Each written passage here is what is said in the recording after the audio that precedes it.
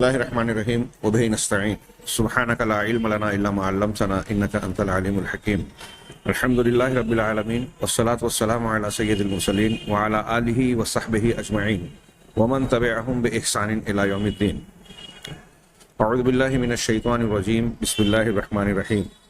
آمن الرسول بما انزل الیہ من ربہ والمؤمنون کل آمن باللہ وملائکتہ وکتبہ ورسلہ لا نفرق بین احد من رسله وقالوا سمعنا واطعنا غفرانک ربنا والیک المصیر.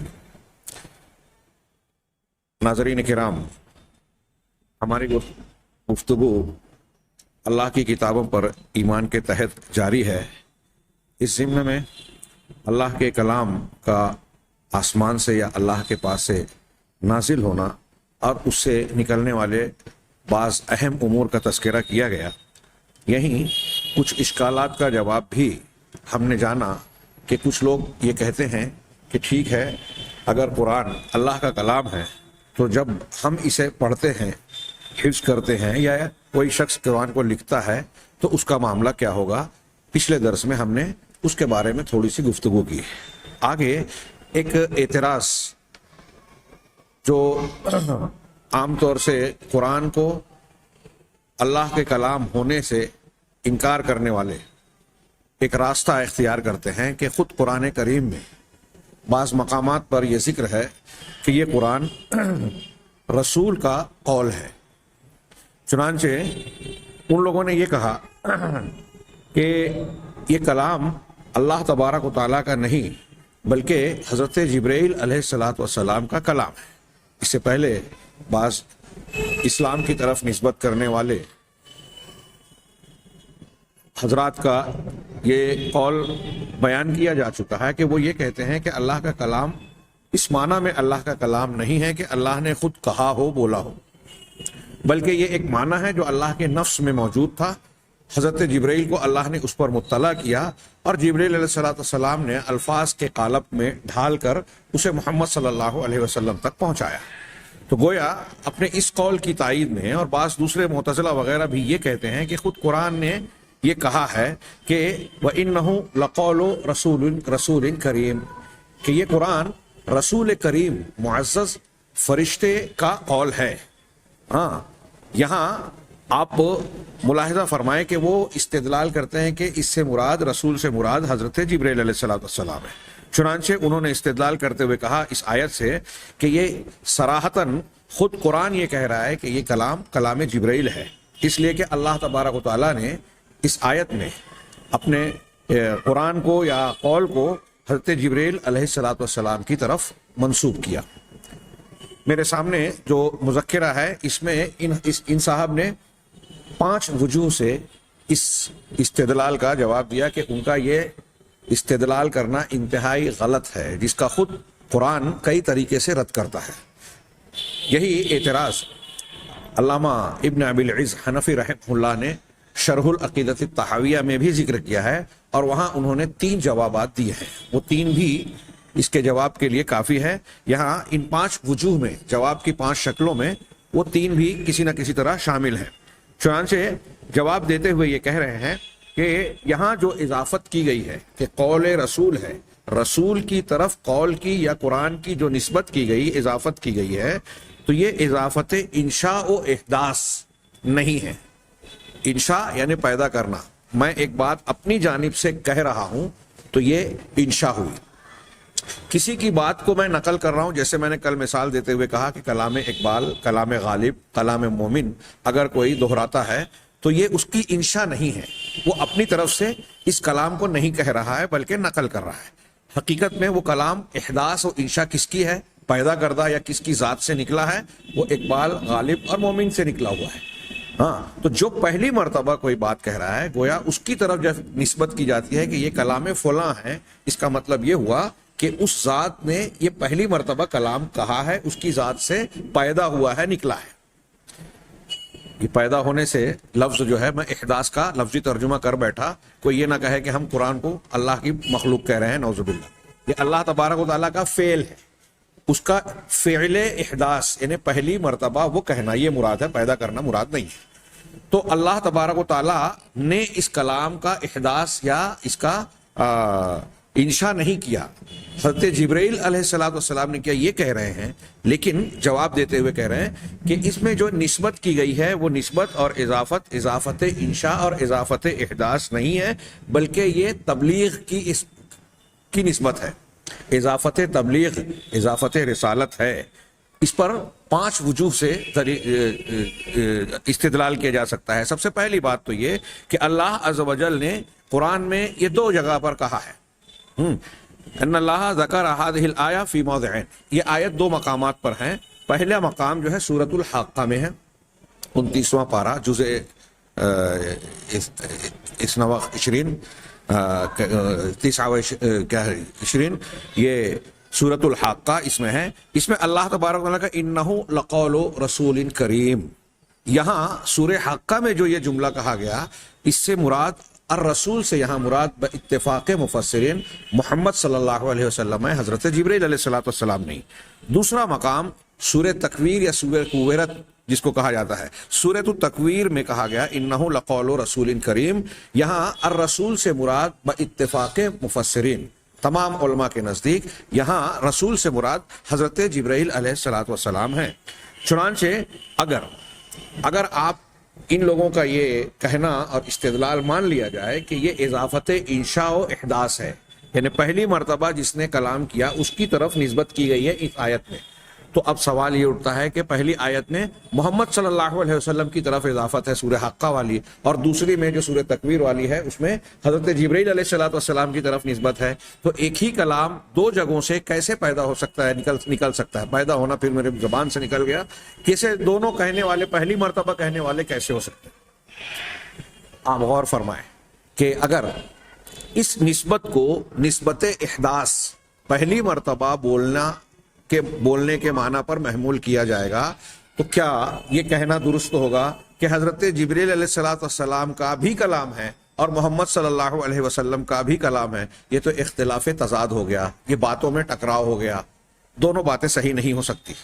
ہاں، اگر آپ یہ کہہ رہے ہیں کہ اس اضافت سے مطلب یہ نکلتا ہے کہ جبرائیل نے خود کہا، تو دوسری جگہ پر سورہ حاقہ کی آیت سے یہ پتہ چل رہا ہے کہ محمد صلی اللہ علیہ وسلم نے خود کہا. ظاہر سی بات ہے کہ ایک ہی کلام، لفظ بلفظ، حرف بحرف، نقطہ بنقطہ، ہاں، یہ 2 لوگوں کی اپنی جانب سے بیک وقت دونوں کا کلام ہو، ایسا نہیں ہو سکتا. چنانچہ ایک ٹکراؤ تو ایک جواب تو اس طرح سے ہوا. اس سے معلوم ہوا کہ یہ اضافت انشاء نہیں ہے، اضافت تبلیغ ہے. ہاں، انشاء سے مراد ابتدا والی اضافت، کہ جہاں سے ابتداءً کلام نکلا. دوسری وجہ جواب کی یہ ہے کہ اللہ تبارک و تعالیٰ نے رسول کی طرف نسبت کے قول کو، جیسا کہ ہم نے جانا، قرآن کریم میں 2 جگہوں پر کی ہے. ایک سورہ حاقہ میں انہ لقول رسول کریم، اور دوسرے سورۃ تکویر میں انہ لقول رسول کریم. اب یہاں آپ غور کیجئے کہ یہاں اضافت تبلیغ ہے، پہنچانے والی ہے. مطلب یہ جن کی طرف کہا جا رہا ہے کہ رسول کریم نے کا قول ہے، مطلب یہ انہوں نے پہنچایا ہے، ان کا اپنا کلام نہیں ہے. جس کا کلام ہے اس کی جانب سے لے کر ان تک جن تک پہنچانے کا حکم ہے ان تک پہنچانے والے ہیں. اس لیے کہ یہ لفظ رسول سے ہی خود پتہ چل رہا ہے. ہاں، تو یہ اس بات کی دلیل ہے کہ یہ اضافت تبلیغ ہے، اس لیے کہ رسول قول کا مبلغ ہوتا ہے، پہنچانے والا ہوتا ہے، کہنے والا نہیں ہوتا. لہذا تیسرا پوائنٹ اسی سے جڑا ہوا یہ کہا کہ دونوں جگہ پر اللہ تبارک و تعالیٰ نے قول کی نسبت جو ہے وہ الرسول کی طرف کی. آپ غور کریں کہ یہ نہیں کہا اللہ تبارک و تعالیٰ نے کہ یہ قول محمد ہے، یہ قول جبرائیل ہے. ہاں، انہ لقول محمد اور انہ لقول جبرائیل، بلکہ دونوں مقامات پر لفظ رسول کا استعمال کیا، جو محمد صلی اللہ علیہ وسلم کا یا حضرت جبرائیل علیہ السلام کا نام نہیں ہے بلکہ ان کی صفت ہے. ہاں، تو اب ظاہر سی بات ہے کہ حضرت محمد اور حضرت جبرائیل علیہ السلام کی اس صفت کا یہاں ذکر کرنے کا مطلب کیا ہوا کہ یعنی وہ اس کی نسبت اس لیے کی جا رہی ہے کہ وہ اس کلام کو پہنچانے والے ہیں، وہ نمائندہ ہیں، پیغامبر ہیں، رسول ہیں، اور بحیثیت رسول اس کلام کو لوگوں تک پہنچا رہے ہیں. لہذا قول کو بعینہ ہی ان کی شخصیت کی طرف اللہ تبارک و تعالیٰ نے منسوب نہیں کیا بلکہ ان کی صفت کی طرف منسوب کیا، جو اس بات کا معنی دے رہی ہے کہ یہ ان کی طرف اضافت نہیں ہے، بلکہ ان کی صفت کی طرف منسوب کیا. جو اس بات کا معنی دے رہی ہے کہ یہ ان کی طرف اضافت بطور تبلیغ کے ہے، رسالت کے ہے، بطور ابتدا اور انشاء کے نہیں ہے، یا صاحب کلام ہونے کی حیثیت سے نہیں ہے، یہ اس کلام کے کہنے والے نہیں ہیں، پہنچانے والے ہیں۔ چوتھی بات کہ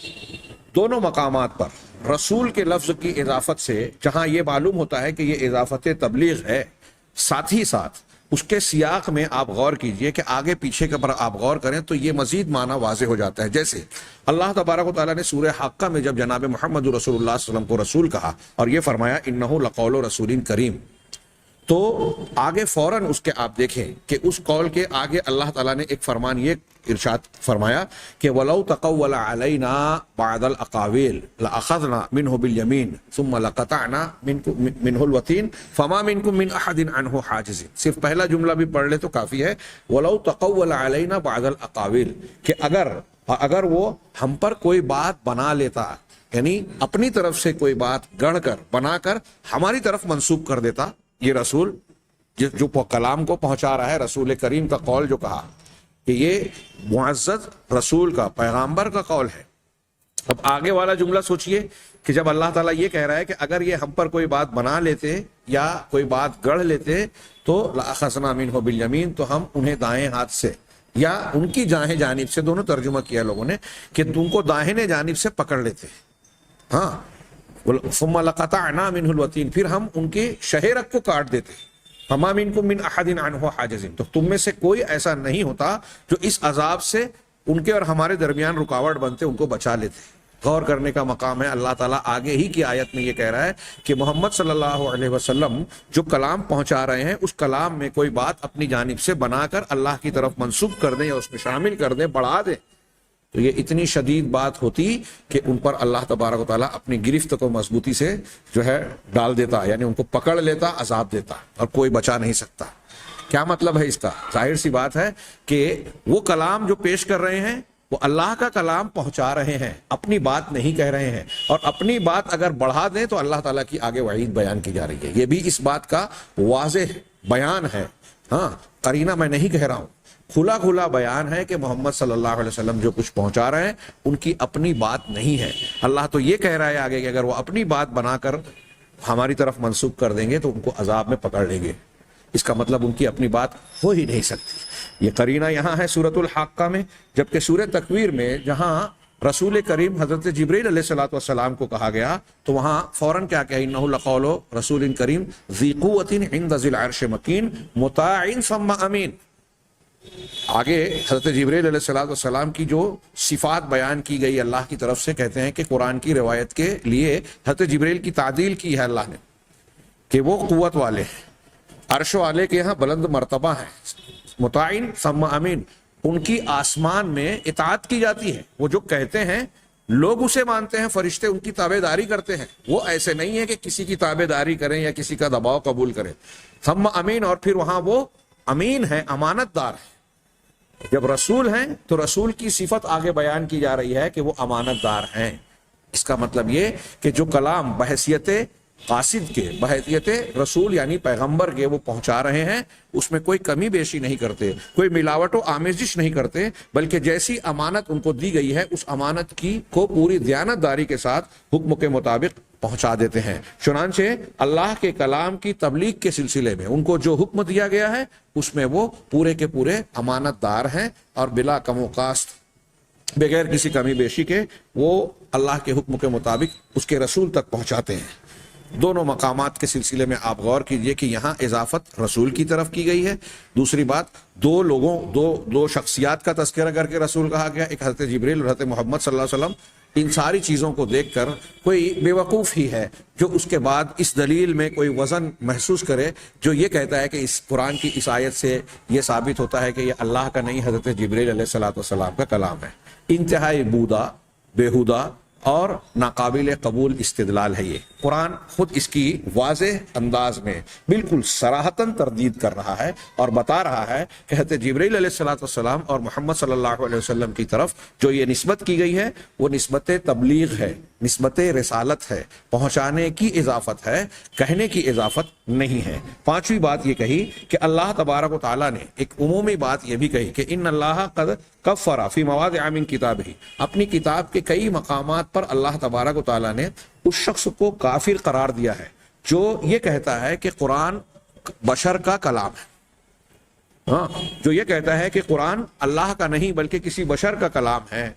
اب بشر کہے تو انسان، اور جب انسان کے کلام ہونے کو کفر کہا جا رہا ہے تو انسان جو اشرف المخلوقات یا لوگوں میں زمین پر سب سے اعلیٰ مقام رکھنے والا، درجہ رکھنے والی ذات ہے، تو دیگر کسی مخلوق کا بھی کلام کیا جائے تو وہ اس میں شامل ہوگا۔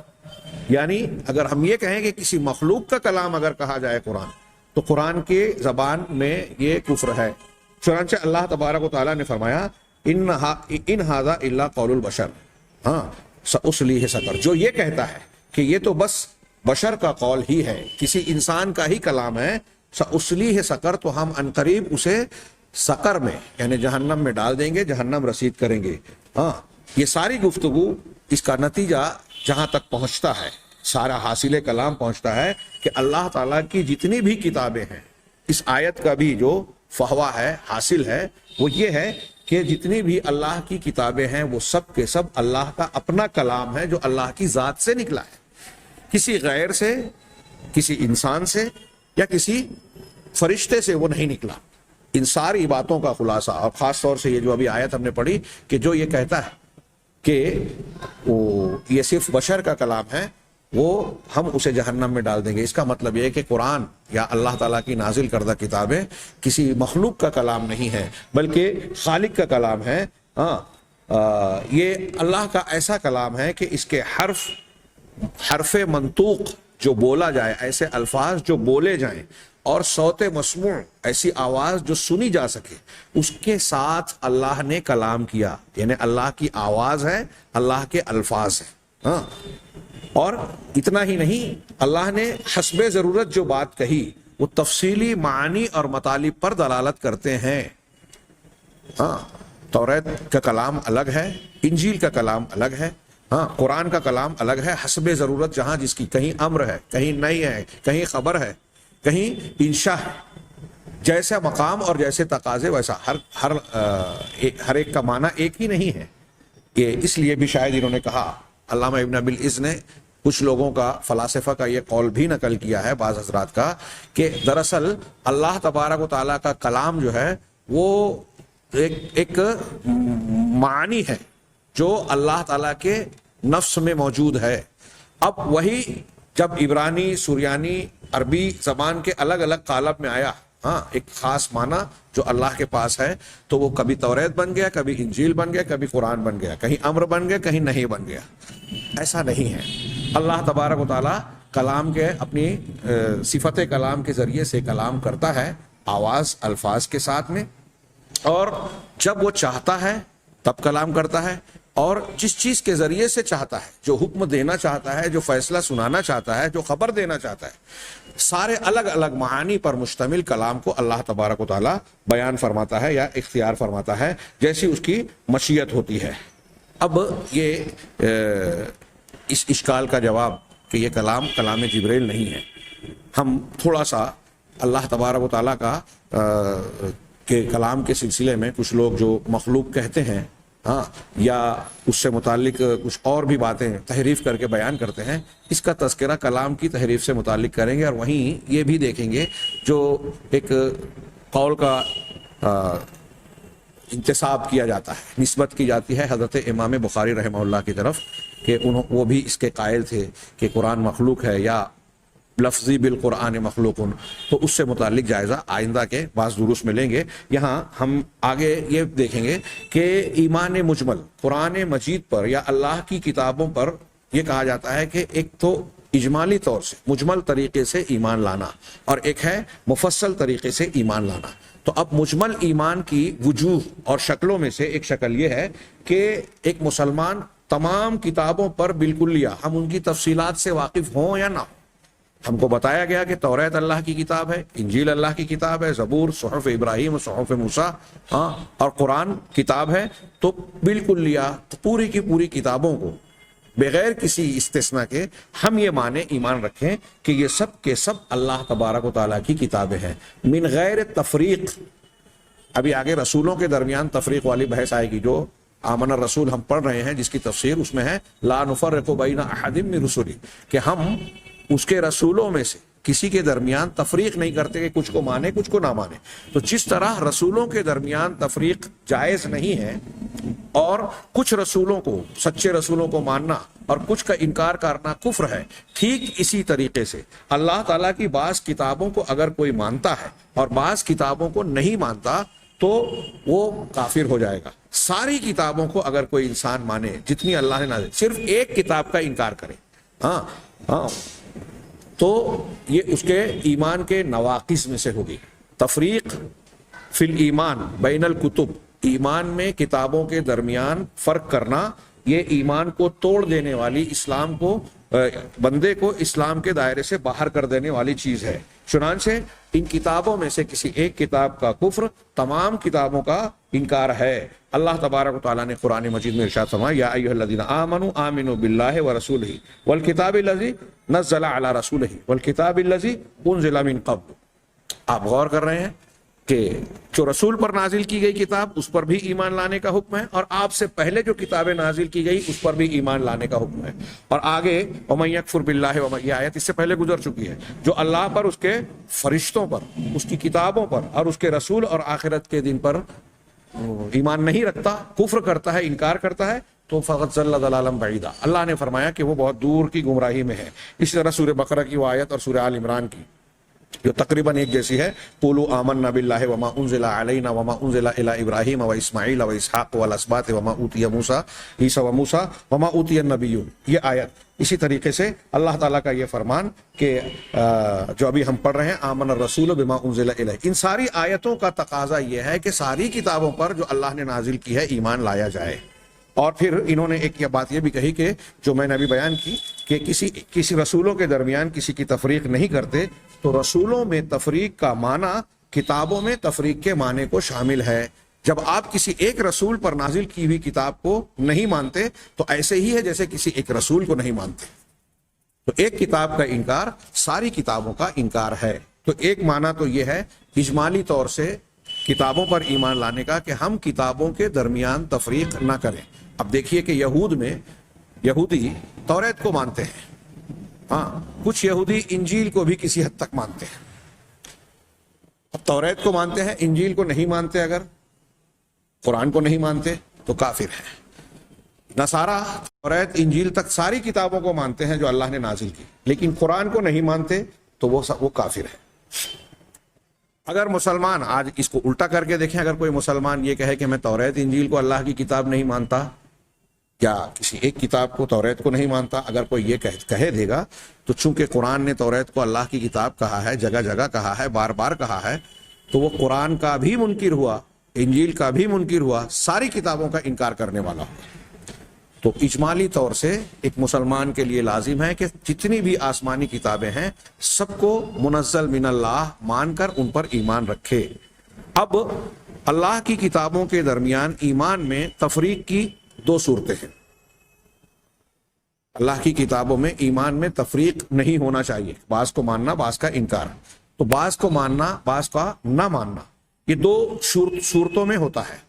پہلی صورت کیا ہے کہ الایمان ببعض الکتب ببعض کتب اللہ والکفر بالبعض الاخر کما فعلت الیہود عندما انکروا القرآن وانکروا التوراۃ واخروا التوراۃ.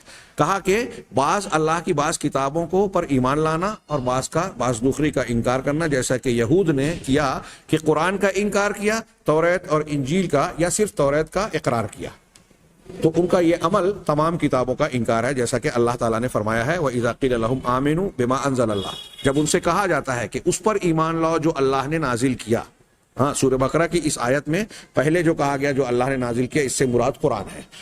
قالو تو وہ کہتے ہیں نؤمن بما انزل علینا، یہ یہود کہتے ہیں کہ ہم اس کتاب پر ایمان رکھتے ہیں جو ہم پر نازل کی گئی، یعنی توریت پر ہم ایمان رکھتے ہیں، وَيَكْفُرُونَ بِمَا وَرَاءَهُ، اور اس سے ہٹ کر قرآن توریت کے علاوہ جو دوسری کتابیں ہیں اس کا انکار کرتے ہیں، وَهُوَ الْحَقُّ، حالانکہ وہ حق ہے، وہ جانتے بھی ہیں، ہاں یعنی وہ جانتے ہیں کہ یہ حق ہے، مُصَدِّقًا لِمَا مَعَهُمْ، ان کے پاس جو کتاب موجود ہے اس کی تصدیق کرنے والی ہے، جانتے بوجھتے بھی اسے نہیں مانتے، تو گویا یہ ان کا صرف قرآن کا انکار کرنا نہیں ہوا بلکہ خود اپنی کتاب یعنی توریت کا انکار کرنا بھی ہوا۔ اللہ تعالیٰ کا سورہ نساء میں ارشاد ہے ان الذین یکفرون باللہ، یقیناً جو لوگ اللہ کا ورسولہ اور اس کے رسولوں کا انکار کرتے ہیں، کفر کرتے ہیں، وَيُرِيدُونَ أَن يُفَرِّقُوا بَيْنَ اللَّهِ وَرَسُولِهِ، اور وہ چاہتے ہیں کہ اللہ کے رسولوں اللہ کے درمیان اور اس کے رسولوں کے درمیان تفریق کرے، وَيَقُولُونَ، اور کہتے ہیں نُؤْمِنُ بِبَعْضٍ وَنَكْفُرُ بِبَعْضٍ، کہ ہم بعض پر ایمان لائے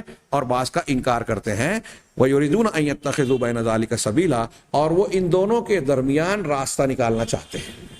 ہمارے ہاں بہت سارے لوگ ہوتے ہیں نا، بیچ کا راستہ، ہاں بیچ کے راستے میں یہ لوگ نفاق اختیار کر لیتے ہیں۔ بیچ کا راستہ اگر کفر اور ایمان کے درمیان آپ اختیار کرنا چاہیں، قرآن حدیث اور اس کے مقابلے میں جو اس کے متعارض ہے ان دونوں کے درمیان بیچ کا راستہ اختیار کرنا چاہیں تو یہ کفر اور نفاق کے سوا کچھ نہیں ہے۔ تفریق بین الرسل، تفریق بین الکتب کی ایک شکل یہ بھی ہوتی ہے کہ آدمی اس طرح بیچ کے راستے نکالنے کی کوشش کرے کہ کچھ یہ مان لیا جائے، کچھ یہ بھی، دونوں ہاتھ میں لڈو رہیں، شیخ بھی خوش رہے، شیطان بھی ناراض نہ ہو۔ تو بہرحال وہ چاہتے ہیں کہ اس کے درمیان کچھ راستہ نکال لیں۔ اولئک ھم الکافرون حقا، یہی لوگ پکے کافر ہیں، قرآن کہہ رہا ہے پکے کافر ہیں، بالکل حق ہے کہ یہی کافر ہیں۔ وَأَعْتَدْنَا لِلْكَافِرِينَ عَذَابًا مُهِينًا، اور ہم نے کافروں کے لیے رسوا کن، اہانت والا، یہاں صرف عظیم نہیں کہا بلکہ ایسا عذاب جس سے ان کی رسوائی، ذلت اور اہانت ہو، اہانت والا عذاب ہم نے ان کے لیے، ایسے کافروں کے لیے تیار کر رکھا ہے جو اللہ کو اور رسول کو نہیں مانتے، یا کچھ کو مانتے ہیں کچھ کو نہیں مانتے ہیں، دونوں کے بیچ میں راستہ نکالنا چاہتے ہیں کہ کفر والے بھی رہیں، ایمان والے بھی رہیں۔ یہ آیت دلالت کرتی ہے کہ اللہ کی کتابوں میں سے بعض پر ایمان لانا اور بعض پر نہ لانا، بعض کا انکار کرنا، اس طرح تفریق کرنا نہ صرف یہ کفر ہے بلکہ اللہ تبارک و تعالیٰ نے ایسے لوگوں کے لیے اہانت آمیز، رسوا کن عذاب کی دھمکی بھی دی ہے۔ چنانچہ اس سے معلوم ہوا کہ ایک کتاب کا انکار کرنا یا بعض کو ماننا بعض کو نہ ماننا تمام کتابوں کا انکار ہے، تمام کو نہ ماننے کے مترادف ہے۔ اب کہہ رہے ہیں آگے ایک عنوان ہے کہ وَقَوْنُ الْكُفْرِ بِبَعْضِهَا كُفْرٌ بِهَا جَمِيعًا، بعض کتابوں کا انکار تمام کتابوں کا انکار کرنا ہے۔ کیسے؟ 3 وجوہ سے۔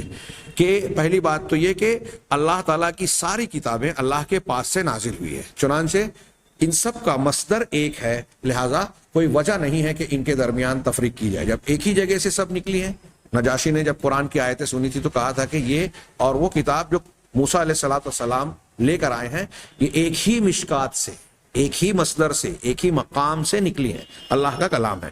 تو اب جب سب کے سب اللہ کا کلام ہے تو اللہ کے کلام میں سے کچھ کو مان رہے ہیں کچھ کو نہیں مان رہے ہیں، یہ ایک شکل ہوئی کفر کی۔ دوسری کہہ رہے ہیں کہ ہر وہ کتاب جو اللہ تعالیٰ نے نازل کی ہے ان ساری کتابوں میں دین اور ملت کی جو بنیادیں ہیں، اصول ہیں، جن کو ہم عقائد کے نام سے جانتے ہیں، ایمانیات کے نام سے جانتے ہیں، ایمان بالغیب سے جانتے ہیں۔ غیب پر ایمان سے متعلق جتنی بھی باتیں ہیں ساری شریعتوں میں یکساں ہیں، اس میں کوئی تبدیلی نہیں ہے۔ اللہ پر ایمان، فرشتوں پر ایمان، آخرت پر، رسولوں پر، وغیرہ وغیرہ جو بنیادیں ہیں ان میں کوئی تضاد نہیں ہے ان شریعتوں میں، ان کتابوں میں۔ چنانچہ اب آپ اگر کسی ایک کتاب کی بنیاد کا انکار کر رہے ہیں تو ساری کتابوں کی بنیادوں کا انکار کر رہے ہیں۔ ہاں، تو ایک کتاب میں جو بنیادیں مشتمل ہیں، موجود ہیں، وہ دوسری تمام کتابوں میں بھی موجود ہیں، لہٰذا اس بنیاد پر بھی ان پر ایمان لانے میں تفریق کرنے کی کوئی شکل نہیں ہے کہ آپ اس کتاب کی انہی باتوں کو مانیں جو اس کتاب میں ہے، اس کا آپ انکار کریں۔ ایک کتاب میں ایک چیز موجود ہے، فرض کیجئے فرشتوں پر ایمان، قرآن کو ہم مانیں، اور وہی فرشتوں پر ایمان اگر دوسری کتاب میں آ رہا ہے تو ہم اس کا انکار کریں تو قرآن کا بھی انکار ہو گیا۔ اس اعتبار سے بھی بعض کتابوں کا انکار ساری کتابوں کا انکار ہوگا۔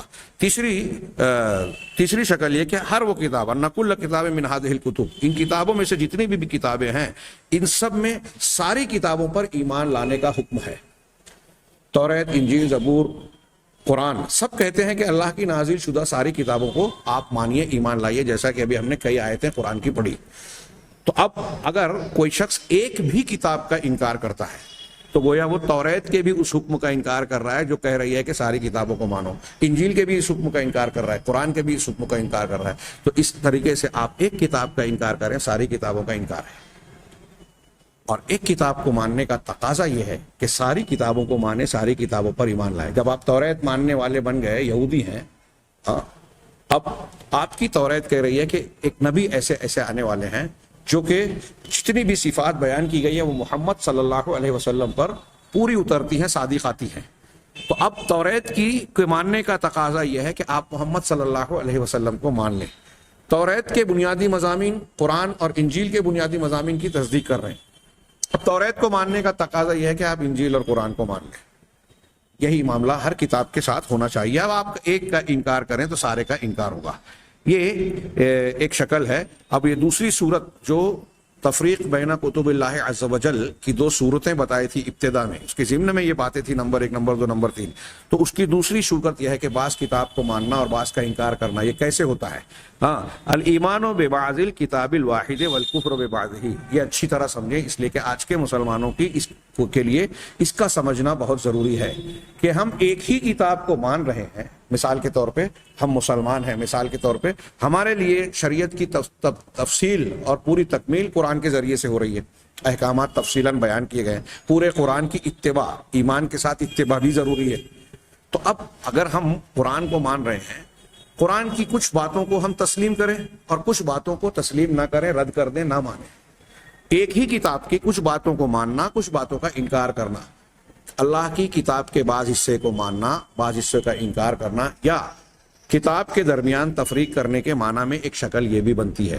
اوپر ہم نے کیا شکل پڑھی کہ کچھ کتابوں کو ماننا، کچھ کتابوں کو نہ ماننا. یہاں دوسری شکل کیا بتا رہے ہیں کہ ایک ہی کتاب کی کچھ باتوں کو ماننا، کچھ باتوں کو نہ ماننا.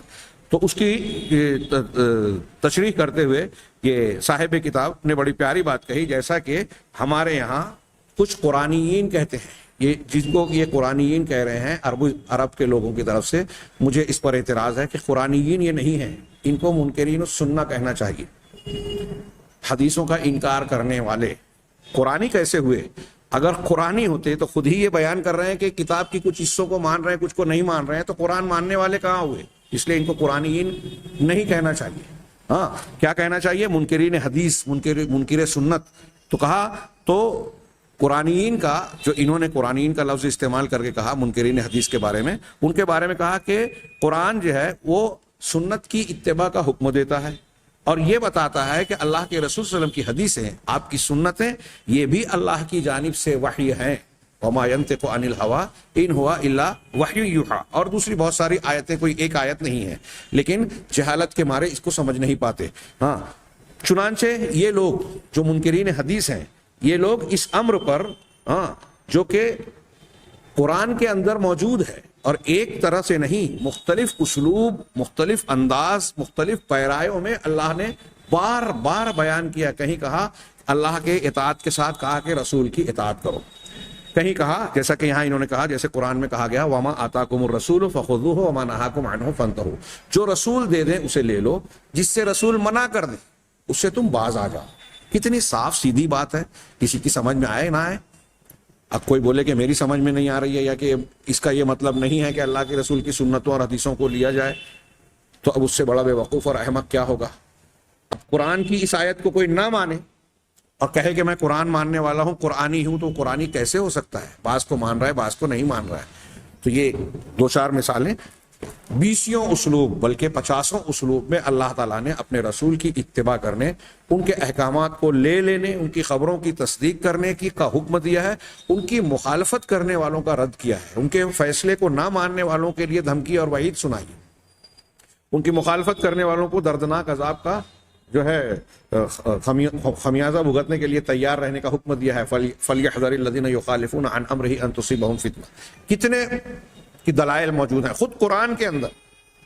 تو اس سے معلوم ہوا خود قرآن کہہ رہا ہے کہ آپ حدیث سے الگ نہیں رہ سکتے، اور اگر حدیث سے الگ ہوتے ہیں، سنت کو نہیں مانتے ہیں، تو آپ قرآن کو نہیں مان رہے ہیں، قرآن کے بعض حصوں کا انکار کر رہے ہیں. تو یہ شکل اب انہوں نے کہا کہ اسی طریقے سے یہ ایسا ہی عمل ہے ان کا قرآن کی بعض باتوں کو ماننا اور بعض کو نہ ماننا، ایسا ہی معاملہ ہے جیسے خود اللہ تبارک و تعالیٰ نے اپنے کلام میں یہود کی روش کو نقل کیا۔ سورہ بقرہ میں اللہ تعالیٰ نے فرمایا وَإِذْ أَخَذْنَا مِيثَاقَكُمْ لَا تَسْفِكُونَ دِمَاءَكُمْ وَلَا تُخْرِجُونَ أَنفُسَكُمْ مِنْ دِيَارِكُمْ۔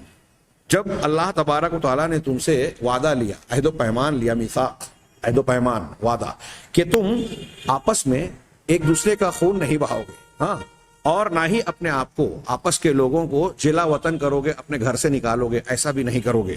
ثم اقررتم، پھر تم نے اس بات کو مان لیا، اقرار کر لیا، وانتم تشہدون، اور تم اس کے شاہد بھی بنے، گواہ بھی بن گئے، ہاں، ثم انتم ہؤلاء تقتلون انفسکم، لیکن اس کے بعد تم نے اس پر اقرار کیا، گواہ بھی بنے، لیکن اب رویہ کیا ہے تمہارا؟ سورہ بقرہ میں کہا اللہ نے یہ رویہ کیا ہے کہ تم یہ لوگ جو ہو اپنے آپ کو آپس میں ایک دوسرے کو قتل کر رہے ہو، وَتُخْرِجُونَ فَرِيقًا مِّنْكُمْ، اور مِّنْكُمْ مِّن دِيَارِهِمْ، اور تم میں سے ایک فریق دوسرے کو اپنے گھروں سے نکال رہا ہے، جلا وطن کر رہا ہے، دونوں منع تھا، ہاں، تُظَاهِرُونَ عَلَيْهِمْ بِالْإِثْمِ وَالْعُدْوَانِ، اور گناہ اور زیادتی کے کاموں میں ان کے خلاف دوسروں کی طرفداری کر رہے ہو، دوسروں کی مدد کرتے ہو، اپنے ہی لوگوں کے ساتھ دوسروں کی مدد کر رہے ہو، ہاں، وَإِن يَأْتُوكُمْ أُسَارَىٰ تُفَادُوهُمْ، اور اگر وہ تمہارے لوگ جن کے خلاف تم لڑ رہے ہو اگر وہ قیدی بن کر آتے ہیں تو تم ان کا فدیہ دیتے ہو، ہاں، وَهُوَ مُحَرَّمٌ عَلَيْكُمْ، یہ آیت جو ترجمہ ہے میں یہاں ضمناً رک کے یہیں تھوڑا سا ٹکڑا رہ گیا ہے بتا دوں، اس کا شان نزول یہ ہے کہ یہود میں مدینہ میں دو قبیلے تھے، اوس و خزرج، دونوں میں بڑی شدید جنگ تھی اسلام لانے سے پہلے۔ اب اطراف میں مدینہ اور اطراف مدینہ میں یہود کے تین قبیلے تھے، بنو قریظہ، بنو قینقاع، بنو نذیر۔ اس میں جو بنو قریظہ تھا یہ اوس کا حلیف تھا، مدینہ کے جو مشرک قبائل تھے اس میں سے اوس والا جو قبیلہ تھا اس سے ان کی دوستی اور حلیفی تھی، عہد و معاہدہ تھا، کس سے؟ بنو قریظہ سے۔ باقی جو دو قبیلے تھے بنو قینقاع اور بنو نذیر، ان دونوں قبیلوں کی حلیفی تھی خزرج سے۔ اب اوس اور خزرج کے درمیان، مدینہ کے ان دو قبیلوں کے درمیان جب لڑائی ہوتی تو ان کے حلیف بنو قینقاع اور بنو نذیر خزرج کے حلیف خزرج کے ساتھ لڑائی کرتے، اور یہ بنو قریظہ جو ہیں یہ اوس کے ساتھ لڑائی کرتے۔ اب دونوں میں جب لڑائی ہوتی تو یہ ادھر کے یہودی ادھر کے یہودیوں کو اور ادھر کے یہودی ادھر کے یہودیوں کو قتل کرتے، اور جب موقع ملتا تو جیلا وطن بھی کرتے، قیدی بن کر آتے تو ان قیدیوں کو یہ دوسرے خود کہ ہمارے یہودی بھائی ہیں یہ کہہ کر اس کا فدیہ دے کر چھڑاتے۔ کیوں؟ اور کہتے کہ یہ توریت میں ہے، بھائی توریت میں ہے کہ اگر تمہارا یہودی بھائی آپس میں اگر کوئی قیدی بن جائے تو اس کو قید سے چھڑوایا جائے، اس کا فدیہ ادا کر کے اس کو آزاد کروایا جائے۔ تو کیا کہتے؟ وَهُوَ مُحَرَّمٌ، قرآن نے کہا کہ جبکہ وَهُوَ مُحَرَّمٌ عَلَيْكُمْ إِخْرَاجُهُمْ، ان کا نکالنا، جلا وطن کرنا بھی تم پر حرام تھا، قتل کرنا بھی حرام تھا، ہاں، یہود کا آپس میں ایک دوسرے کو قتل کرنا، گھر سے نکالنا، ایک دوسرے کے خلاف دوسرے کی مدد کرنا، یہ سب حرام تھا، لیکن تم ایک چیز کو مان رہے ہو اور دوسرے کا انکار کر رہے ہو۔ وَتُؤْمِنُونَ بِبَعْضِ الْكِتَابِ وَتَكْفُرُونَ بِبَعْضٍ، کیا تم اللہ کی کتاب کے بعض حصے پر ایمان رکھتے ہو، مانتے ہو، اور بعض کا انکار کرتے ہو؟ فَمَا جَزَاءُ مَن يَفْعَلُ ذَلِكَ مِنكُمْ إِلَّا خِزْيٌ فِي الْحَيَاةِ الدُّنْيَا، تو جو شخص ایسا کرتا ہے اس کا بدلہ اس کے سوا اور کیا ہو سکتا ہے کہ دنیا کی زندگی میں اس کو انتہائی شدید قسم کی اس کو رسوائی ملے، بے عزتی ہو، بدنامی ہو، وَيَوْمَ الْقِيَامَةِ يُرَدُّونَ إِلَىٰ أَشَدِّ الْعَذَابِ، اور قیامت کے دن ان کو بڑے سخت عذاب میں جھونک دیا جائے۔ وَمَا اللَّهُ بِغَافِلٍ عَمَّا تَعْمَلُونَ، اللہ تمہارے اعمال سے غافل نہیں ہے۔